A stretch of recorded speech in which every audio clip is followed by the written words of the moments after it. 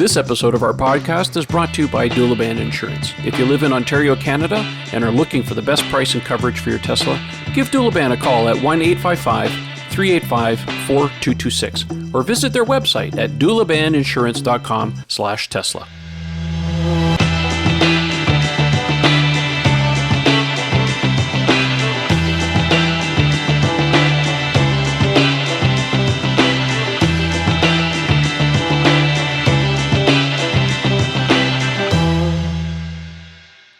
Hey everyone, welcome again to another podcast of the Tesla Owners Online. I'm your host, Trevor Page. Before we get into the show, I want to say sorry for last week. I had some technical difficulties.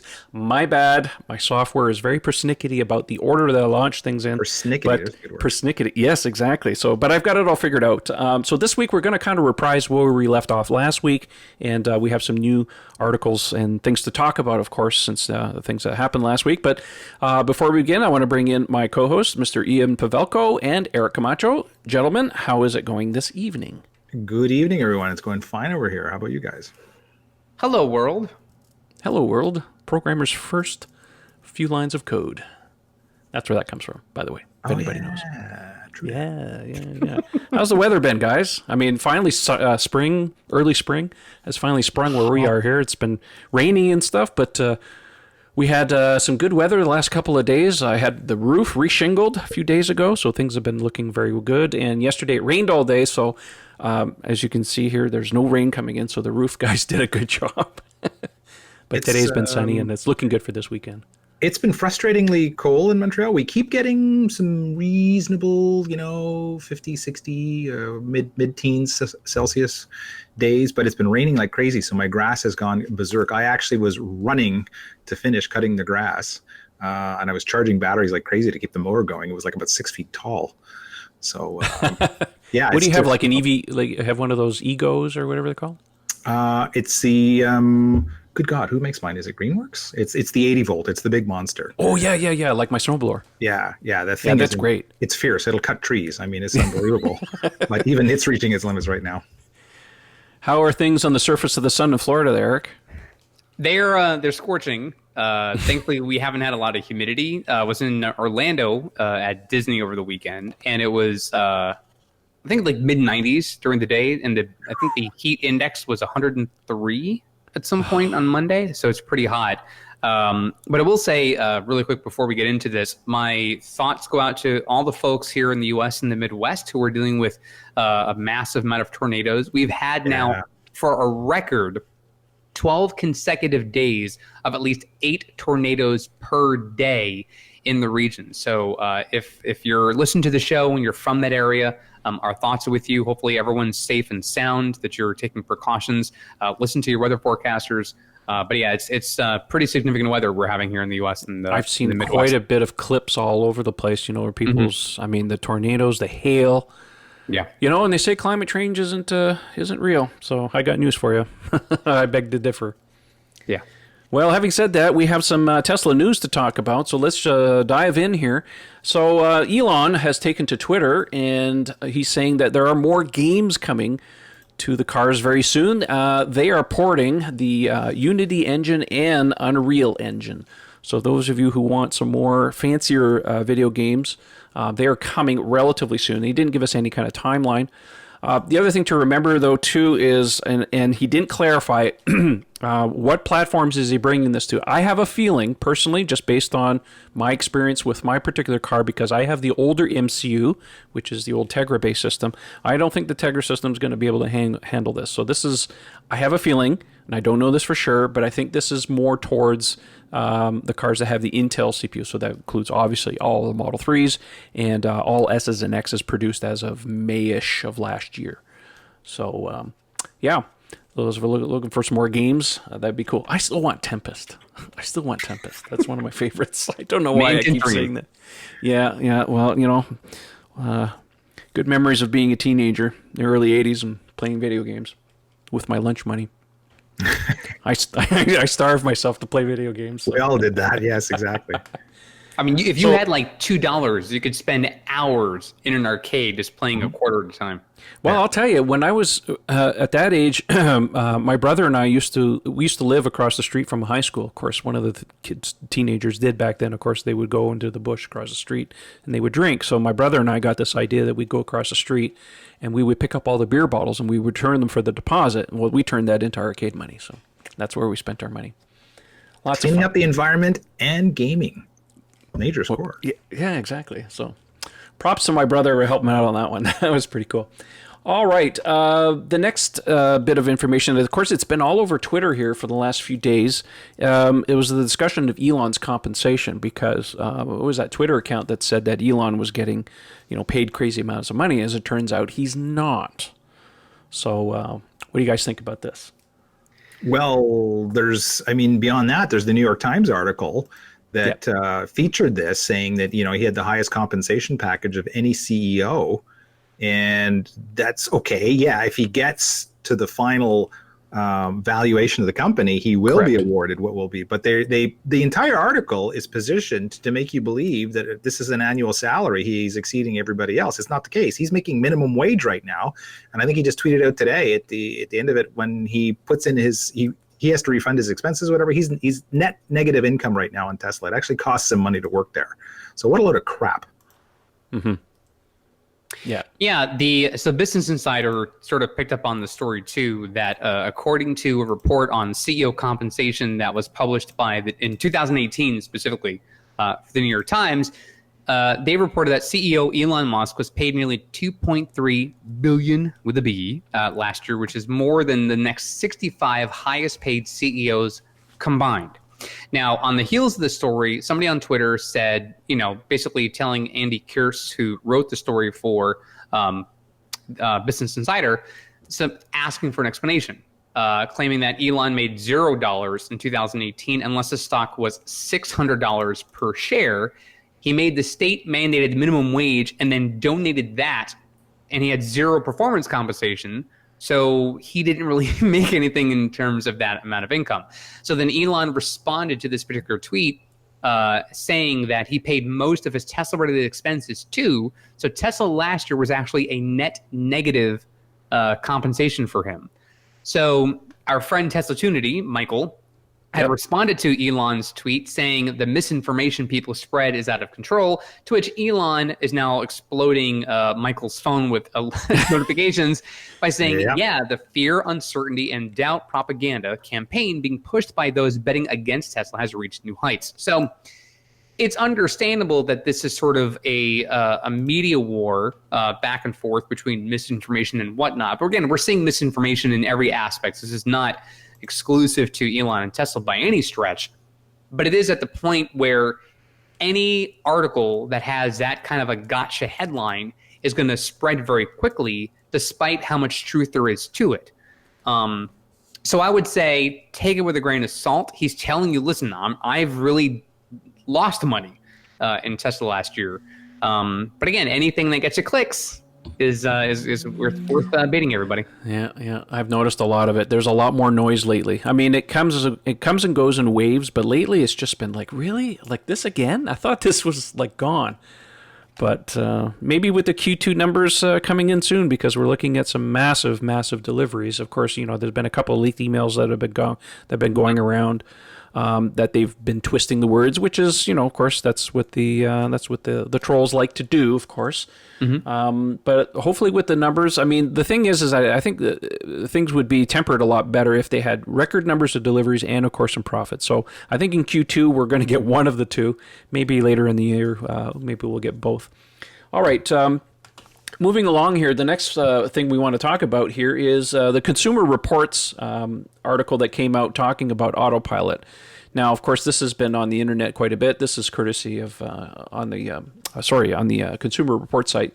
Basically, it's saying that Tesla's updated Navigate on autopilot requires significant driver intervention. But the gist of the story was, I think there was a lot of misinterpretation on the internet about the headline and the actual content of the article. And of course, there was a lot of going back and forth, of course, on the internet, especially with our friend Earl and Jake, who is one of the guys who works for Consumer Reports, that in the end, They do like autopilot. It's just that some people are using it incorrectly and stuff. But Ian, you had some good thoughts on this. Yeah, I have a much better understanding of it now than I was kind of swallowing the the sound bites on this whole when they were coming out until I finally got a hold of the article. I read it, and then not long after, Jake Fisher, who's our automotive editor, came out to clarify. Had the exchange with Earl, which was very helpful. And yeah, sort of in a nutshell, I think the headline was a little too clickbaity, and that's what started the concept that they were really down on autopilot. But when you read in it, it was pretty well explained. They said, look, we love autopilot. We think it's the best system out there. But this latest edition in 16.2, where you can turn off all of the warnings to tell you that the car is going to change lanes on its own, is bad. And I got to be honest. I mean, I've been using 16.2. Well, a lot of us have been driving around now with autopilot, with Navigate on autopilot, where it doesn't require. Well, you can set what you want. You can have the chime. You can have the with chime and vibration. You can have just the vibration. Or now you have the option of turning them all off. So the car, in and of its own, can change lanes. The only thing you're going to see is basically the warning on the screen and the turn signal, which is going to come on. But for a lot of people, that's not really enough of a warning. I mean, if you're not staring or waiting for it, I think it can catch you off guard. I haven't tried it personally, but that was their assessment of it. And I'd have to think that's fair. I don't know at this stage that you'd want that. I personally have mine set so that the wheel vibrates. And I have think mine it's set perfect. to chime. Yeah, one or the other, as long as you know what the car's intent is, so you can keep an eye on it and just double check what's going on. I think it's fine. So you know what? I got to be honest. I agree with their assessment of it. But of course, that's not how it gets repeated. It gets blown completely out of control. Oh my God, they're slamming autopilot. It's the worst thing ever. And off and off and off it goes. So no, but kudos to Jake Fisher for coming out and explaining it and being, I think, very understanding and having a really good debate about the whole thing online and clearing the matter up, if you will. And I think what's important about that exchange, specifically with Earl and Jake, is if you find that there's a story that you may not agree with, the fact that someone like Jake is upfront and approachable on social media, if you're engaging with him in a way where you're not accusatory, you're not slandering, you're just having an honest conversation, asking questions, getting explanations, then you're more apt to get the information you're looking for and get some clarity, even if at the end of it you don't agree on something. And even the three of us sometimes have disagreements with our own topics on the show. We're at least cordial and respectful. So you find that if you're not one of the kind of folks who are derogatory on social media, if you really approach it with candor and honesty and kindness, you're likely to get some information. That's what happened here. And after the other outlets took the story and sort of made their own headlines from it, and that sort of exacerbated the problem very quickly. Which again, that's the internet for you. But it was good for Jake to clear the air a bit. I thought with Earl, and I think others picked up on that too. Which is helpful. So you're hearing it from the source directly saying, no, don't get me wrong. We understand that there are some misconceptions about what our intent was. Here's what we really meant to say. And I think that was really good. Yeah, I agree. Well, moving along, just a public service announcement. In case some of you have missed it, Tesla has posted a do-it-yourself for the Model 3 on their support page. Again, the links for all of the articles and everything we're talking about will be in the podcast description. So whether you're listening or watching, look for that. But it covers some basic things like how to restart the touchscreen, pairing your Bluetooth phone, connecting to Wi-Fi, programming a home link, adding and removing keys, replacing the key fob battery, installing a phone charging cable, installing the front license plate bracket. I'm not going to read all of these things, but most of the basic information that a lot of you need. Don't forget, I also have a series of video tutorials. So for those of you who have ordered a car, have not taken delivery, maybe you're new, you haven't been drinking the Kool-Aid like we have for all these years, maybe you need something to entertain or learn or something like that. We have some very good YouTube tutorials on our YouTube channel. You can go and check those out. But again, these are things are all covered in the manual, but most people forget that the manual actually exists in electronic form on the car, and sometimes it's easy to miss. So anyways, just a little PSA for those of you who don't know about that. Have you guys seen this? Of course, there's been a change to the Model S and the Model X pricing last week. Tesla reduced the prices of the cars The Model S, for example, has dropped $3,000. It used to be $78,000 US as a base cost. Now the standard range is coming in at $75,000. The Model X has also dropped down to $81,000 as a starting price. The prices for all of the other options likely remained unchanged, so you're still talking $2,000 for white or $1,500 for blue, $2,500 for red, blah, blah, blah. The other thing that's also changed is on the autopilot page. Of course, autopilot, the basic autopilot is now included with all the cars, but the part that you're actually paying for now is FSD, the full self-driving, which is supposedly still coming later this year. The important part, though, too, is that it's a $6,000 flat fee from the U.S., in U.S. dollars, and they've eliminated on this page, at least for now, the used to have the penalty, right? So if it was $6,000 if you bought it now, maybe $7,500 if you bought it after the fact. So this penalty now has disappeared off the page. It doesn't mean that Tesla won't change the price again, and it will most certainly change again at some point. Yes, exactly. So just wanted to let everybody know that right now this penalty that used to exist now has gone. But I think it's a precursor to them perhaps increasing the price. And we've said it many times before: what Tesla giveth, Tesla can taketh. So if you see something, buy it, because it may not be here next week. Speaking of which, some other interesting stuff has just popped up in the last day or so. There is a surprise announcement coming to Tesla, from Tesla, on the 31st for China. And so Tesla's going to be showing something, and it looks like the picture that went out, and this was exclusively distributed, I think it was on the Weibo network, which is the social media sharing thing that's going on in China, and it was specifically only for China, showing what looks like, the back end of a car or something.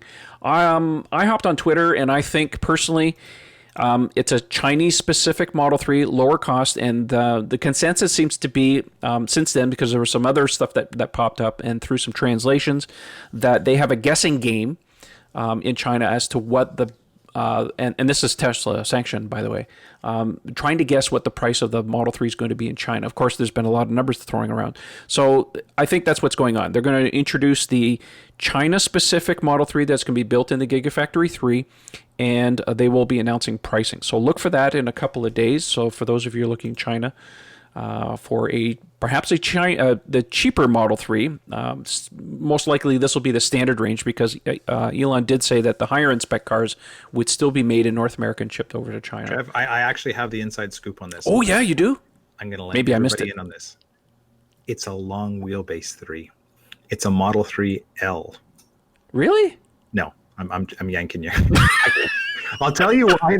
Because if you ever go over there, they have an obsession with the long versions. Like, when the Europeans are fond of this, right? You have the Audi A8L, there's the... And the executive seating, right? Series They like that. L. Yeah, exactly. So the L is the long wheelbase. They stretch the rear door to make it like almost as long as the front door in a coupe. So, they stretch the wheelbase is 8-10 inches. So you have these giant Barco Lounger rear seats with bars and everything in them. The Chinese are fanatical about this. They have versions, long wheelbase versions of cars that exist nowhere else in the world. They're only for the Chinese market. So I thought as a laugh, wouldn't it be funny if somebody photoshopped one? Because that would be exactly the sort of thing they'd go gaga over. Gave me an idea for tomorrow, maybe to troll everybody. You should. You totally should. Because, yeah. One day to go. Here's the scoop. There you go. That would be a total Earl move, though, right? It would. Maybe you should let him have it. It would be so up his alley. Okay, well, I'll do that, and I'll usurp him. I'll beat him to the punch then. Okay. Moving along, and moving along. The next article that we have for you. For those who don't know, there's been some history with Tesla and the Top Gear guys, the show in England. What? You don't say. Yes. There's been kind of there's a lot of history there. Anyway, so recently they did a whole video shoot and an article about the Model 3, and they put it up against them. Which BMW was it, M3. Ian? The M3. Okay. They had a lot of fun. They had various different things they were testing and stuff. But one little bit of information showed up, and I'm going to bring up the slide here so everybody can see this, and hopefully I can scroll up here. You can see here on slide number 10. Again, links will be in the podcast description. He says you might have to give sensors exactly what they want to instigate the fun. Sensors exactly what they want to instigate the fun, rather than letting them hoon whoever you like. Tesla knows this and is working on something it calls sliders, a software update that will let you choose the proportion of torque sent to the rear axle. Oh, this will make Ian very, very happy because he's Mr. Track Mode himself, right? I cannot wait for this. This is going to be so awesome. Well, this kind of harks back to, I think we first heard about it in the Marcus Brownlee interview with Elon, where he talked about, some of the upcoming things with the car. And in the performance mode, he described it as, kind of like being able to overclock your computer, and you're going to have all these user things where you can, exceed the thermal limits. And of course there'll be, do you want your mommy, and all the other precautionary things that you'll have to agree to. And we haven't seen any of them. But this falls right in line with what I sort of expected they would allow us to do. And there's a potential to do a lot more. Change the regen and do all sorts of other stuff. But the torque split to me would be a good starting point initially, and be fun if they could save user modes. Like it'd be fun to have one, for track, for street, for snow, whatever. There's a lot of potential for this. So not a huge surprise, but really fun to see that it's confirmed. And shout out to Jay Pace for bringing that to our attention on Twitter today. That's the first I saw of it, because I'd seen the video. I recommend everybody watch the Top Gear video on this, the comparo. It's very well done. And this is the companion text piece that goes with it, which was well written.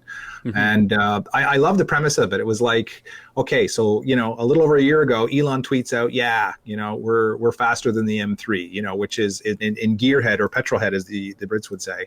That's sacrilegious. Like, you cannot say, you're going to have this electric car that's going to beat the M3 on the track, and they actually went out to prove it. And for all of you who haven't seen it, I'm not going to do a spoiler, but watch it. It's pretty impressive. I thought it was a very, very fair assessment. They didn't just hand it to anyone on any particular thing. I think it was really, really well done. But the slider thing is very cool. Can't wait to see that. But as I exchanged with Jay today, I'm not feeling super optimistic that we're going to see it anytime soon. We know that, they still have a huge amount of work to do. They're still slammed. There's tons of demand on the SR Plus. They got a lot of projects underway. I don't know if they're going to be budgeting a huge amount of R&D right now to develop this little obscure feature in track mode. I personally hope they do, but I'm perfectly understanding if it's not on the priority list. I'm going to give everyone one more shout out to, there's a YouTube channel called Throttle House. If you haven't seen it, a couple local fellows here to me, and they do all kinds of really great car reviews. And they just published one here, a drag race between a Tesla Model 3, and it's an all-wheel drive, it's not a performance car, Tesla Model 3 and a BMW M2. They take it to what looks like to be an airstrip or something like that. Fun video. It's not very long. It's only about 4 minutes long. Watch it. It's really cool. I'll put a link down in the video description. You guys can check it out. They also tell me that they're going to do something with a performance Model 3, so that should be fun to see what they do fairly soon. So anyways, just shout out to those guys for doing that. Let's see here. Next bit of information, of course, and I think most people probably seen it, that 2019 16.2 has been rolling out to the fleet over the last week or so. I have it on my X. You guys certainly have it on your 3. One of the things that they finally added to that was the long-awaited features for Sentry Mode, which allows you to have Sentry Mode turned on all the time, and then you have 3 buttons which allow you to do exclusions. So the exclusions are exclude home, exclude work, and exclude favorites. This is a prerequisite that you have addresses entered in both of those places in your navigation tab, as well as have at least some of them favorited. If you don't know what the favorites are, if you've entered any kind of address in the past, just click the little heart icon, and I will add it to your hearts list, or to your favorites list. So that's what that is. I find myself using Sentry Mode now all the time. Thank goodness for this, because using it I found was a bit of a pain in the butt before. Oh, the other thing too is that you get an icon in your toolbar right beside the little dash cam icon. It looks like the little HAL symbol. So if you tap that, you can turn it off. But now if you slide it on, it's on all the time. So as soon as you put the car into park, unless you have one of the exclusions, it's always on. I do believe you also have to have the dash cam recording as well. So you'll have Sentry Mode alerts, but if you want it to record, I do believe you have to have the dash cam turned on as well. So, Ian, did you get around to putting a USB key in your car yet? What? Sorry, what was the question? No. Well, the USB key there has just got all my music on it. I know my car leads a fairly sheltered life. What can I tell you? It doesn't get out to the shady spots too often. So, but yes, no, I want to configure it because sooner or later I'm going to wish I had, and I want to play with it. Honestly, it's kind of cool. It'd be yes. For the purposes of research and development and the edification of our listeners and viewers, I will do so. Okay. Okay. So good. You can see what the caveman take is on it. One more thing in this new software update. There is also a hidden Easter egg. It's not anywhere else. It's a reference to the Rick and Morty show. They call it Keep Summer Safe. That's the one episode. So if you press the voice control and you say Keep Summer Safe, it turns on Sentry Mode. So little hidden Easter egg. It's not very useful because you can tap the icon. But if you want to have a little fun, you like that show, which is hilarious, by the way. Very, very not for kids, okay? Don't let them watch the show. But lots of fun anyways. Let's get in here. Some more stuff. The article from CNBC that's making the rounds here is that Tesla, apparently, through they were able to find out through some sources that Tesla is currently fitting out the factory to get ready to build the Model Y SUV and what they're calling a full refresh of the Model S. I don't know how much of a refresh it's going to be. We know that the Model S interior has been rumored to be been worked on for quite a while. Elon has certainly said that the default plan was to build Model Y at the Gigafactory, but since then they've said that looks like they're going to expand the Fremont factory, build some more tents. The other thing, too, is that there have been people that have been reporting on the internet that their factory tours have been canceled for June 5th. Elon did say that part of the factory is being upgraded, but tours will continue around the parts that aren't. So there's definitely some confirmation that there's something going on at the factory for sure. It remains to be seen how much of an actual update they do to the Model S. I was told some time ago that not only was the interior going to be updated, but something about the taillights. And I think we've talked about this on the show before. The taillight thing would dovetail in very easily with them doing some kind of refresh to add the CCS port. Yep. Or move to this, or along those lines. We know that the adapter is certainly coming, of course, from the European market. So it would not surprise me that Tesla would slowly start moving the S and the X over to a CCS port on there, and of course, would do what they did in Europe and start retrofitting the superchargers with an extra cable. What about a battery pack? Well, yeah, that's the other thing they're talking about in here is the possibility of a 400-mile battery pack. So at 400 miles, I mean, what's the 370 now?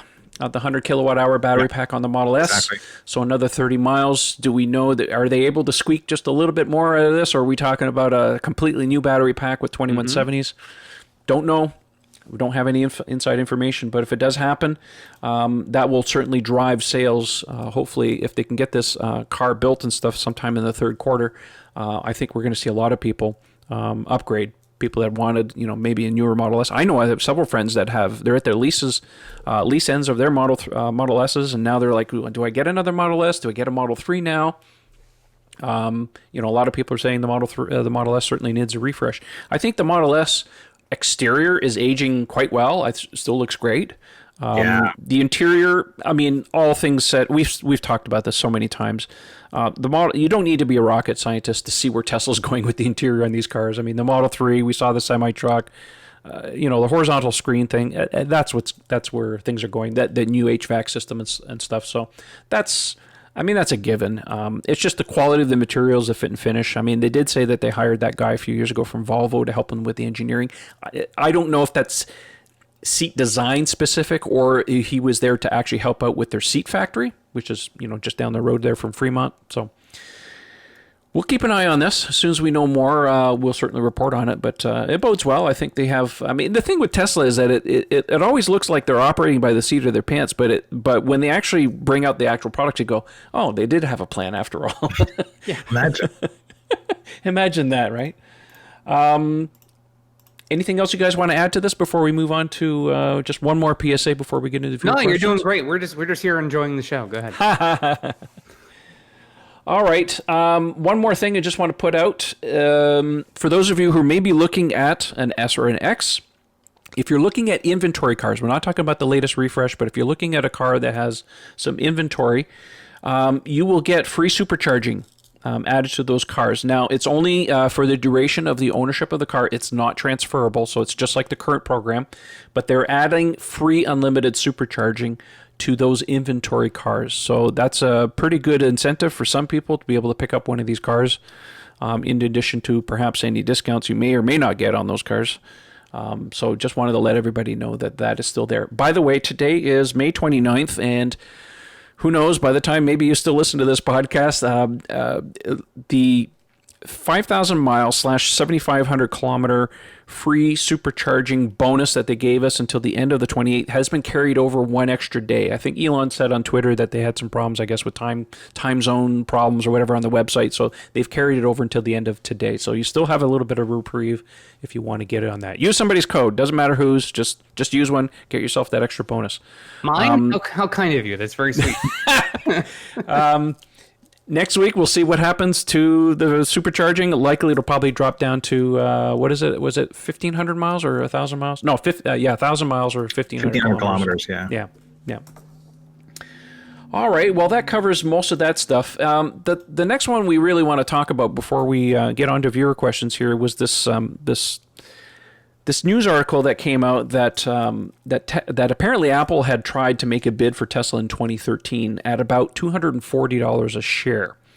Around the same time, this is when Tesla was still hurting. Elon, if you've actually read the Ashley Vance biography on Elon, he had said that at one time, during the early part of, I think it was around March of 2013, Elon had reached out to Larry Page at Google and said, would you be interested in buying Tesla? The talks never really went anywhere. Of course, there was a lot of rumors swirling around at the time that not only Apple was talking to Tesla, but also BMW. I want to talk about what the ramifications. Let's say Tesla. Let's just spitball a little bit here. Let's say Tesla got into some financial trouble and they decided to sell. And let's say Apple was to scoop them up. If you look at both companies, there's a lot of synergies, I think, between the two companies. If you look at the way Tesla does things, a lot of it's straight out of the Apple playbook. It's very customer-focused products. It's not like, let's make a product just for our entertainment. They really focus on, what will please the customer. Now, I know a lot of people out there are going to, take us to task for saying all kinds of stuff about Apple. I mean, that's not the point here. I'm just looking at it from what could Apple bring to the table. And I was thinking about this, and there are a few things that I think that would actually be beneficial for Tesla should Apple actually buy the company. The other thing too, before I say this is, there are some people out there that will say, if Tesla was to go out of business, all of their products would just go poof. It would just disappear. And that's not what would happen. There's a lot of valuable intellectual property in there. They have a lot of real estate, factories, a lot of tech, relationships, products. That stuff is valuable. Somebody's going to come in there and stopgap that. It doesn't matter if it's Apple or Google or whatever. But in this case, they're not going anywhere. So even if they were to go under, whatever the case may be, let's say Apple comes in, buys them, they bring in a few things, and I'll talk about this here in a second. But they're able to be operated as a wholly owned subsidiary. Kind of like Haddon Industries. Subsidiary. Welcome to Haddon Industries, if you remember that movie Contact. Anyways, here's a few things I think that would be beneficial for Tesla. Just before you go on, and did you not, when we originally discussed the thought experiment on this, didn't you say, and I think this was key to how we interpret it or to think about it, wasn't one of the key things that they didn't want Elon running it if they were going to consider buying it? Yeah, well, that was the reason, according to these sources, and they claim that they have multiple sources on this. They can't prove it, but they have multiple sources, that one of the stipulations from Apple buying the company, they wanted Elon to step down. Now, so my question is, do we want to run this exercise with or without him in the picture? Well, I think it's valuable in the discussion to look at it from the early days of Apple, in the sense that when Steve Jobs came back, he was a lightning rod for getting the company back on its feet. There's also been another clip that's been circulating a lot over the last few days about when Steve Jobs first came back to Apple, and they had a developer conference, and they got up and they were taking questions. I remember watching this one back in the day. Steve Jobs brought a lot of things to the table in the sense that, back in those days, we're talking, 95, 96, 97, the media was all over Apple in the sense they're going out of business, they're going to be bankrupt any second, and they could not write an article about Apple without putting the word beleaguered in there. It's almost like it was the 90s, like today's Twitter crap that's going on with the shorts and all the FUD that's going on around Tesla is like the 90s version of what happened at Apple. And of course, look at the company today. In that sense, what they needed to do was to refocus on their products. They had too much. They were spreading themselves too thin. And they had the visionary of the company come back who really helped them refocused. And right now, Tesla is one of those companies that really needs Elon to get them past that. They're not out of the woods yet, right? They still have a lot of products coming down the pipe. They still need Elon. I personally think, my personal opinion here, they still need a lightning rod. They need this person who's the visionary to keep running the company. Now, if you take Elon out of the equation and you put a Tim Cook in there, I don't think it would work. The Apple of today is not the same as when Steve Jobs is there. It's become, they're hugely profitable, but there's a lot of people that look at the company and go, what have they done lately? There's not a lot of innovation going on. There's very iterative and stuff. To wit, I also have to say, too, that if you look at the products, Apple was incredibly lucky, incredibly lucky to not only spearhead the restart of the company with the iPod, which then became the iPhone. That's a one-in-a-lifetime opportunity. Apple was very, very fortunate to have three products, the Mac, the iPod, and the iPhone, to really cement themselves as a computer company. And in Tesla's case, we're on to the Model 3 right now, and that's really the product that's really taken them to the next level, of course. So, like I said, there's a lot of parallels there, but if you take Elon out of the equation too soon, then it's just not going to be the same company, I think, in a lot of ways. But I will say this, just going back to what I was going to say earlier, and I apologize for getting on this tangent a little bit, but I want to talk about the things I think that would be beneficial to Tesla should Apple actually buy the company. Now, we're talking about the modern Apple here. So I think some of the things that would bring to the table here is discipline and resources to management, because some of that, if you look at Tesla, they're lacking in the management department. Everything flows down from Elon. This latest thing about the CFO and Elon not signing off on any expenditures is a bit radical. That's a bit much. Having said that, there's also they would also bring some extremely tight financial control over the company. Apple has costs down. They're very, very disciplined in that area.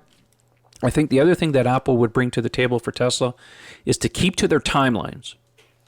Apple has very, very strict timelines in terms of how they do things. They're very good. Now, they're not perfect. I'm not saying they're perfect. There have been slips before. The Power Pad was the latest thing that slipped. There's been other products that have been delayed and stuff, Mac Pros and all this other stuff. But by and large, with their software release, they're very much on time with that. Also, of course, best-in-class presentations. Anybody knows watching a Steve Jobs presentation is, Apple's stagecraft is second to none. I think a lot of ways Tesla really could benefit from some really good first-class, stagecraft in that. And the last one I'm going to add, and I'm sure you guys can chime in here because I'm done talking about this, is some over-deliver on the guidance thing. Right now, they seem to promise a lot, but they tend to under-deliver. And Apple, if you look at the way they operate, their guidance in terms of financials and stuff tends to be understated. Now, I don't know if that's deliberate, but it seems to be fairly consistent. Not the China situation, notwithstanding from the last quarter that they had some trouble. The whole market's in topsy-turvy right now about the Chinese market. But by and large, I think those are the main things that I think that would bring to the table if they were to purchase Tesla or take some kind of controlling action as far as that's concerned. I think some of this stuff might be possible while still leaving Elon in charge of R&D. And we've said this many, many times before. Tesla could really benefit from some of the organization that they have at SpaceX. Like you have a Gwynne Shotwell who really runs things. Elon is the guy running the engineering and problem solving in the back. And I think that's what he really enjoys the most. And I think Tesla would really benefit from having some kind of person like that at the front of the company and let Elon be the guy in the back. All right, I'm done talking. You guys take over. What do you think? I hate this. I hate this. I hate this. I hate this. So I'm someone who has seen the evolution of the tech industry and these behemoths at Amazon and Microsoft and Facebook and Google and everything else. And Apple is part of that. And I'm someone who, and this might skew political, and I do apologize, but I'm someone who believes that there's already way, way, way too much ownership and power at the top of these companies. So the idea of Apple, while it has the cash to do this, for it to buy Tesla, to me is just, it's just taking the remnants of different companies and you're just buying it. You're buying it so that no one else can get their hands on it. Maybe you're buying it for the tech, maybe you're buying it for their products, who knows? I don't like the idea of more of the very, very minute number of companies at the top, because they have the cash capital, just keep sucking in and buying out all the companies that are, whether they're deemed competition or otherwise. I would rather see Tesla on its own survive. So you mentioned the history of Apple with Steve. So when Steve was essentially fired from Apple, he was able to then found Next. And Next Computers was bought by Apple later because Apple sought the text that Next was creating. And as a result, Steve was able to work his way back up to the top of Apple's food chain. And we then later saw the vitality and growth of Apple that has basically been unimpeded since. You alluded to this, and it's actually very true, which is Apple has yet to innovate anything so pervasive in the industry since the iPhone. Like the iPad as a tablet is innovative and it's unique, but tablets were a thing that were sort of the next step after touchscreen devices like the iPod Touch and the iPhone. You have one in your car now, as everybody likes to remind us. Right. So there are certainly questions. We've seen the retail side of Apple have its own struggles. We know Today at Apple's been a success, but there's certainly some other questions about the way they're expanding their stores. Because the stores now are more about resources than it is selling services. They're selling solutions in a way. But anyway, the larger point to make here is that, and again, it's a thought experiment, but the conversation it rubs me the wrong way, because I'm tired of these large companies like Amazon and Apple and others just keep buying out the smaller companies because they can. And there's been a lot of conversation in the news media and elsewhere of how much money Apple really has, because they could be stashing billions of dollars of it in Ireland and in other markets where the tax can be sort of tucked away. It's the money under the mattress principle.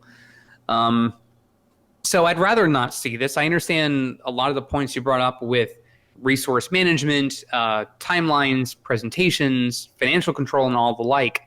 There's no reason Tesla can't grow into that and learn that at some point. I just don't think it requires Apple buying them to get to that point, whether Elon's obviously still involved or not, because I, as a consumer, have lost some faith in Apple's ability to regenerate new products. They keep taking what they have and refining it. Oh, we got this. Apple's great now at processors. They're great at firmware. They're not great at producing new products. So I'll leave it at that for now and let Ian have his share here. Yeah, I'm with you on all of that. I sort of share the same fear in that we're, the era of these mega companies now that are, taking over the world. There's a lot of risks with that. Facebook is one of the ones that I personally have the most fear of. Yeah, I mean, we won't even go there. We don't have time.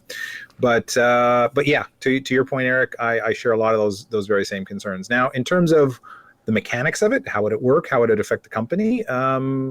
I definitely see a big difference whether you have an Elon in or an Elon out situation. Mm-hmm. And maybe there's a hybrid where he's not out, but he does kind of wander off to the back of the shop and work on the engineering more directly, a la SpaceX, which is a third possibility I hadn't really considered. It's interesting we brought that up. I don't know. I'm hoping none of the above happens. I'm starting to feel very optimistic that there's really no reason for this. I got to say, I was a little bit nervous the last few months watching, like to see how things are going to unroll. I mean, we all of us who have money in the stock are all kind of like, well, when's this ride going to stop? But the more you realize, a lot of this is really just, the fudsters going around again. Oh yeah. When we'll see at the next financial call, really what the drill is. But I think things are going to be back up and looking pretty positive again. I'm not as nervous as I was even just a few weeks ago. So I'm not really thinking this is going to be hyper necessary, but that doesn't matter. This is a thought exercise, right? So Apple buying them, Elon fully at the helm still, might actually be to some degree positive. I mean, not thinking about, this global massive entity now, but yeah, just from a management perspective, I think that could do some good things for the company. Which both you guys have talked about. I mean, the fact that their financial control will be better, they'd probably be sharper on their costing, all of that administrative stuff, which they're okay at, but they've never excelled at, I think would be a huge plus. And if they sort of understood that you can't mess with the Tesla secret sauce, that would be great. I don't think that would change anything. Even if they did, if they came in cold turkey and relegated Elon to the background or took him out completely, I don't think you'd see a dramatic change in the company in the next few years, because the product architecture has been pretty well laid out. I mean, the S, the X, the 3 are all going strong. We know that the Semi is coming on, the Roadster. At some point, a pickup, and Model Y, of course, which is a huge one. All of that stuff is either running strong or in the pipe to get launched in the next couple of years. So, the trajectory is already set. I don't think they would mess with any of that. What would come beyond that, though, that could be very interesting to see. So I would have two fears: is would they start to sort of try and normalize the company and make it less innovative or more conservative in the hopes that they could make it more mainstream, more appealing, like bring out more of a compact car or something that would have a wider range appeal in broader markets. But that would be years away. In the short term, my biggest fear would be the company would lose its personality, and that would tragic to me. It's the number one thing, other than the car itself, that I love about the company is it's got this weird, quirky, for better or for worse. There's things about the fact it's quirky that are not good. Let's be honest. And we're seeing that now play out with its social media presence on Twitter. Yeah. Where they have a new social media head, and that attitude's matriculated into their accounts. Yeah. Oh, no, exactly. I thought that was a bonus. They're kind of playing off what I think the strengths are in terms of the fun and the quirkiness of it. But that whole sense of community that you either get Tesla or you don't, I think is a tremendous plus. As an owner, I not something that I really thought about until I got involved in the scene, but I absolutely love it. I think it's crazy that this day and age, it's so hard to be in the car business, and they can still have a sense of humor about it, like that, just all the goofy Easter eggs, all of that stuff. It's funny you mentioned that, and I'm sorry to interrupt, but the whole Easter egg thing was largely started at Apple in the mid 80s, and it certainly continued through the 90s. Apple engineers were very famous to put all kinds of hidden little Easter eggs in the about box and so on and so forth, and you can't find that anymore in any of the Apple products. All that software now has all been stripped out of all that stuff. So the playfulness is absolutely something that we certainly cherish with the Tesla, and that we feel that may go away. However, there is some precedence of Apple buying. Generally, when Apple buys companies, and up until recently, they would generally buy smaller companies and stuff, and you would never hear from them again. They would just absorb into this large super megacorps, by and large type of thing that's happening over at Apple, except for Beats. Beats was the one that they bought a few years ago. It still remains, an entity into itself. They also bought the other company there. What was it called? Was it PA Semi? They're the guys, of course, with Jim Keller and stuff that came over from Apple over to Tesla. They were responsible for designing all of Apple's A-series chips internally, and that's where their biggest strength really lies now with Apple is this custom silicon that they're doing. So some of that mentality is also coming over to Tesla for the new Hardware 3 computer system that they're putting in the cars. So yeah, there's something to be said about that. That losing that that sense of humor and stuff. The only time you really see a sense of humor with Apple now is during presentations. Other than that, you never really see it anymore. So I kind of miss those old days, but a lot of that stuff kind of died with the Steve days. Well, that's precisely the point. So to me, Elon is one of the drivers behind that. I mean, he's got the wacky, nerdy sense of humor, and 90% of that stuff comes from his mind. And if it isn't from his mind, it's because he's inspiring other people in the company to think that way and let loose, Mm-hmm. Yep. Well, it's a good thought discussion, guys. Thanks for helping out on that, and we'll certainly have more in the future as we go. Let's take a little break here. We'll hear from our sponsors, and we'll come back and we'll answer some viewer and listener questions. FineLab has a line of protective coatings that were engineered to protect your Tesla's paint, leather, carpet, plastic, and wheels, effectively blocking all those UV rays and environmental factors before they ever get to ruin your brand new baby. FineLab offers a complete line of car care products and ceramic coatings for both the do-it-yourselfer and professional detailers. Did we mention we also have the world's first self-healing coating? Check us out at finelab.com, that's spelled F-E-Y-N-L-A-B, to see the science behind the self-healing. Check out our product catalog and click Contact Us for a free quote from a certified installer in your area. FineLab and Tesla. We were meant for each other.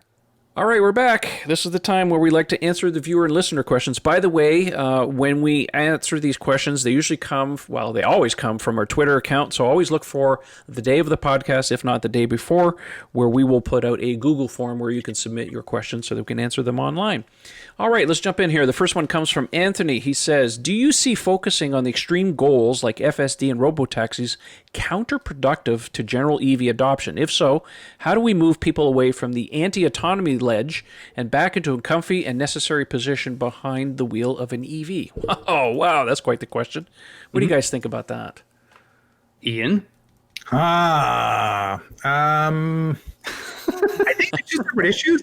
Nothing but put on the spot. Yeah, I was kind of processing it because we did have the question last week and I hadn't come back to think about it, but I don't know why they have to be counterproductive, or sort of, one doesn't necessarily preclude the other being successful. I see them as two separate things. I think the premise of the question is if EV companies like Tesla, who are at the forefront of the technology, if they're so involved in automated driving, is that a negative? Is that turning off some of the potential consumers? Do you guys agree? Is that the premise here?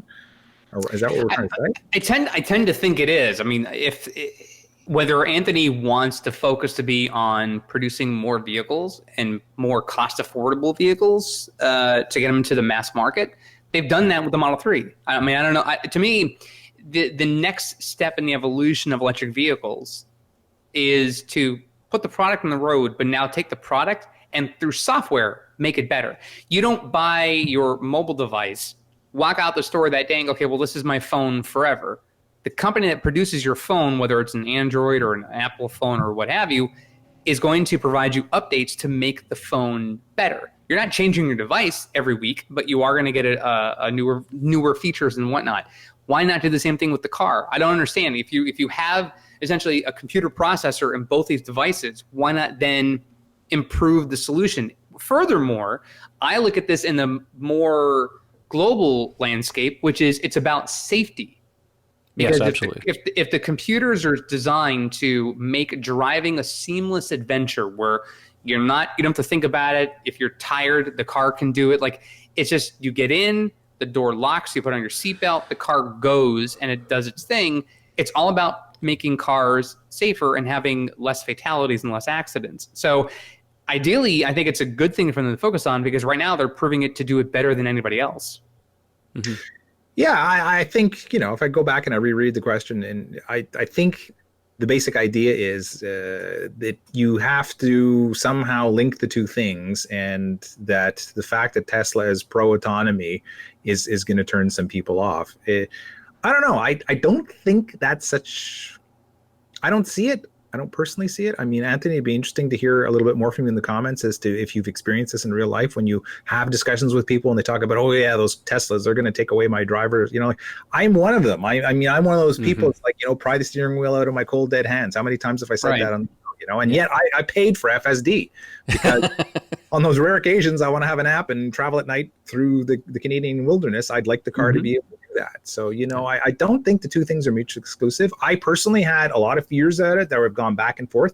We've talked about it on the show, But on Autonomy Day, it was addressed again, and I think in the Lex Friedman interview, Elon has said his personal view is that he's in no way wanting to take away anyone's ability to drive the car. He's just thinking that regulatory agencies at some point will do that. I think that's the bigger fear, is if a Tesla or somebody else really perfects autonomous driving, that at some point the insurance companies, the regulators are going, wow, this is so much better than humans. Okay, that's it, re-yanking the steering wheels. That's possible, but that's, I think, still a long way out. Oh, that's a long way away. I would think that's also probably still would never happen, because you're going to have unless you pass laws that say, a petrol car, a gas car, or what have you, can't be on the roads after, say, 2050.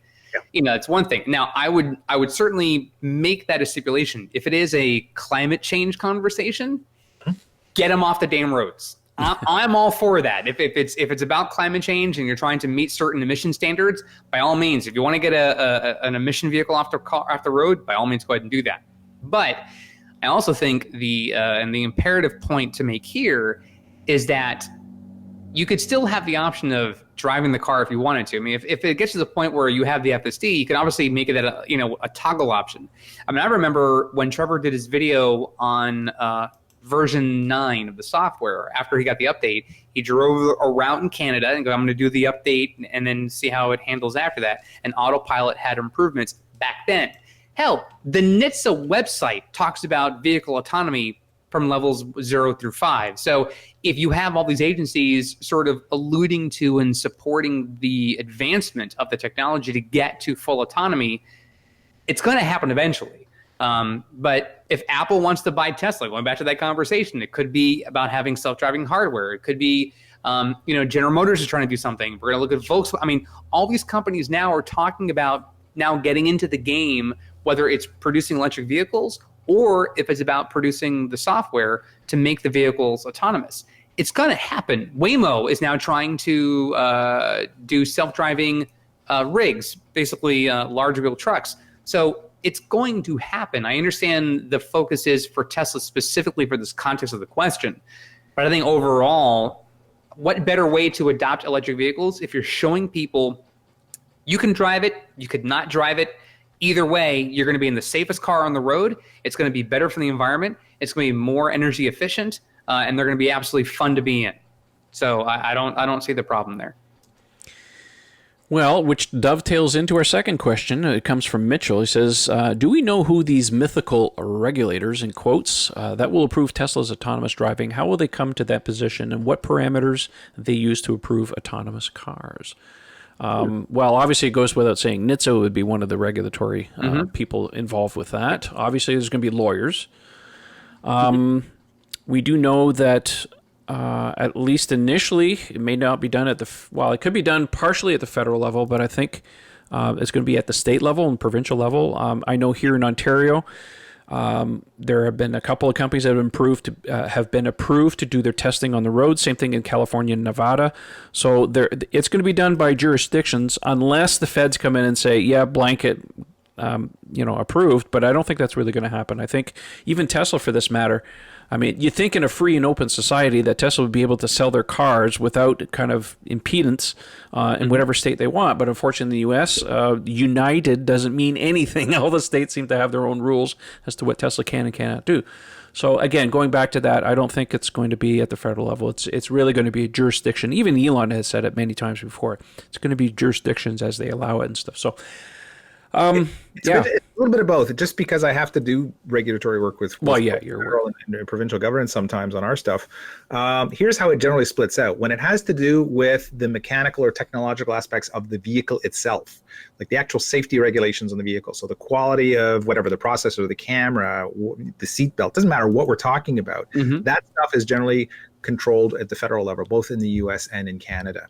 Right. So anything to do with how the system itself works is probably going to be overseen, and you're going to have to make your case as to why you believe in the safety of it, how it's going to directly to the federal agency in the U.S. NHTSA, and here it would be Transport Canada. As to the actual legality of using it on the road, that's definitely a state and a provincial level thing, because the highway codes in all of these districts are controlled by the states and the provinces. So you need to get past both. You need, for the vehicles system itself, the integration into the vehicles, that's federal, and then actually being allowed to use it on the road is going to come down to state by state and province by province. Okay. Yeah, it's sort of like helmet laws for motorcyclists. It's like cell phone laws for drivers. Every state you're in has their own law. So you could cross the state border, and you have to know heading into that state what the laws are. So if you are going to travel in your car, now whether the vehicle at some point has a software update so it knows when you're in a certain state what options are available, that'd be great. I mean, that's going to be difficult to do, I'm sure, from an encoding standpoint. But as of right now, if you're in a motorcyclist and you're driving from, say, Tallahassee, Florida to Atlanta, Georgia, and let's say the helmet laws are different in both states, if you get cited for not having a helmet on, well, that's just your fault for not knowing the law. But each state's different. You can say, hey, in Florida, I don't have to wear a helmet. But you could be pulled over by Georgia State Police and go, you need to wear a helmet if you're going to go ride a motorcycle in Georgia. That's just what the laws are. So it is, Ian made a great point there comparing the two, and I wanted to add my insight on that. Well, you actually just put the killer analogy to it is motorcycle helmets. And a motorcycle helmet. I was just about to say, Ian and I probably feel the same way. Go to New Hampshire or Florida and it freaks us out. No, it does freak me out. Yeah. I did it once and it's like, whoa. Yeah, I've done it once when I was in New Hampshire. I'd never again. But I got to wear something on my noggin. I'll tell you why Eric's analogy is fantastic, because it's the exact same thing. It's a federal agency that decides whether or not the helmet itself, the structure of the helmet, passes safety. So US DOT is the minimum standard. You have to pass the Department of Transport helmet standards for, penetration and crush and all that kind of stuff. So the federal agency will determine, yes, this is a safe helmet, it's legal for road use, and then each state by state will tell you if you have to use it or not. The exact same thing. I see. Yeah. You nailed it. Wow, I did something great. How about that? All right, next question comes from Kevin. Any word on enhanced summon release? Well, Elon did take to Twitter sometime last week that he was testing it. Actually, it was 2 weeks ago. He was testing a release on the weekend. He was saying that he was testing it personally.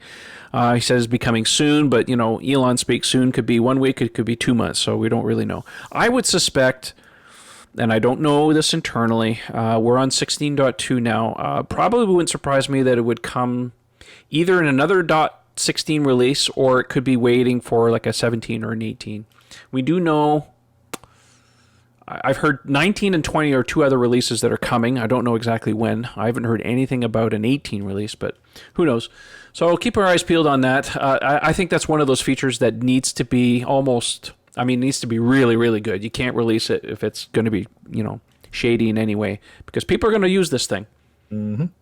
Right? Right now, the current summon, I don't use it very often.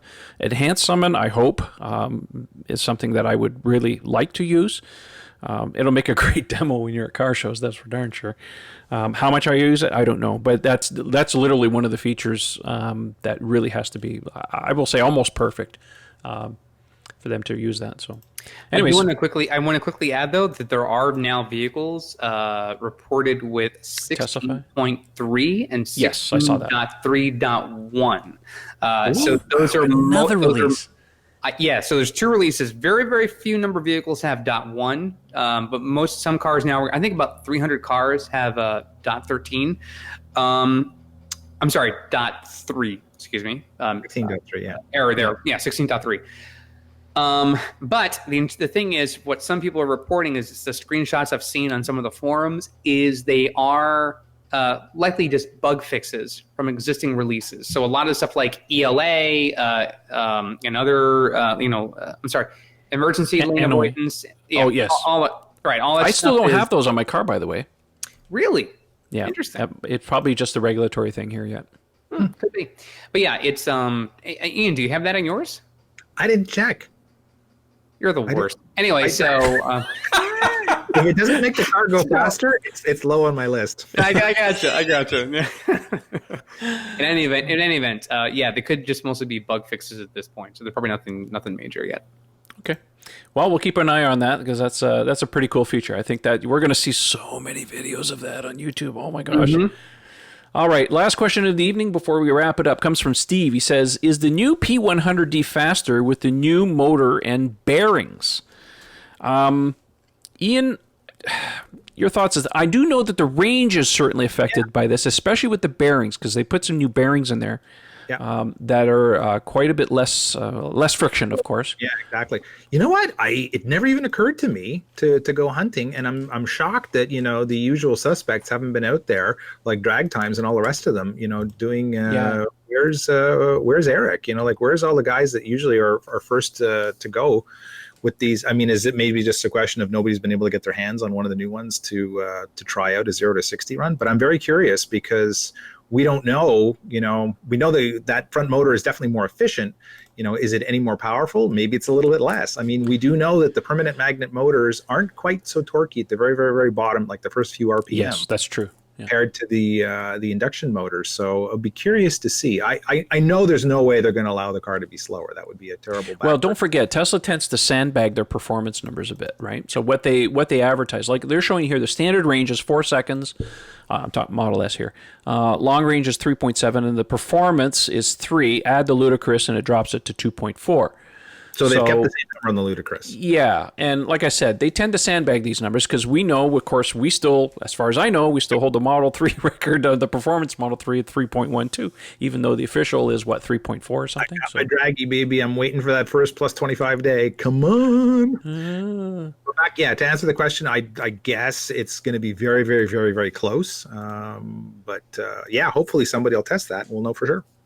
We'd like to be able to do some testing. I know Eric on the Tesla Inventory channel was just looking at a brand new Model S, they codenamed Raven. That's the one with new motors and stuff, and he was looking at the suspension and stuff. Strangely enough, it looks like he might be putting his Model X that he just got a month and a half ago up for sale. So I think he has more money than I do, but whatever.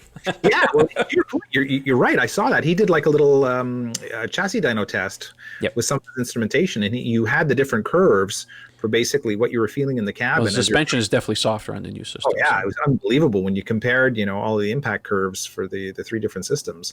But I'm shocked that while he had his hands on it, he didn't go for some 0-60 ones. You know what? I'm just going to, that just reminded me because someone had just asked me, I think it was a day or two ago on Twitter, private messaged me. They said, any news on the air suspension for the Model 3? This could be a precursor to them adding it to the 3 in some kind of future update.